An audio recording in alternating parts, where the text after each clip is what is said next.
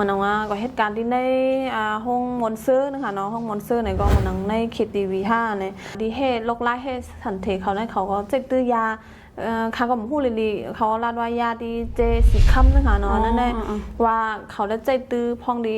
เขาดีกว่ามีลองห้อมสองน่ะเนาะแต่ว่าได้ก็ใจยาให้สันเทแต่ว่าเขาวนว่ามันเป็นยาใหม่ว่ายาขอค่ำเนี่ยวิเขายามพันในบนมดในมันเดมีเหมือนจังว่าแต่ทาไซคลินเอาไว้ก็จะเป็นซิโดไมซินเดมี2 อันนี่ก็ว่าอันเป็นขอค่ำเนี่ยวิเขายามพันเนี่ย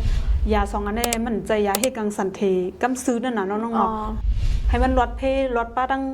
ต้องก่อมป้าตั้งเปลี่ยนก่อมจับในได้ก็อันแค่ในบนมดได้ก็จะเป็นทงยางนั่นน่ะเนาะ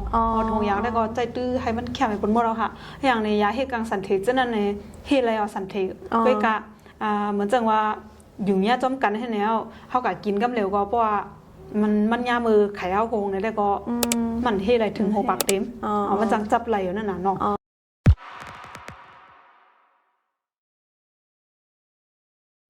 แต่ว่าคลายาญาลูกในปีเขาได้ว่ามีออกกับใจตายยามันได้เป็นตายยาไว้ปีเขาได้รัดกว่าจังนั้นน่ะเนาะเพราะเขา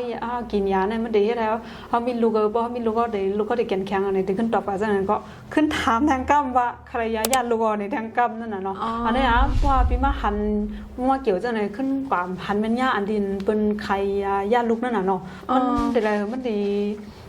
นึกใจจังกะใครว่าเนี่ยมันดีนึกใจนะแห้งเลยเนี่ยก่อนที่เขาไปย่าเนี่ยเขาตาเขาอย่าไปเฮ็ดให้มันป้ากำเดียวเนี่ยมันได้ดีเนาะ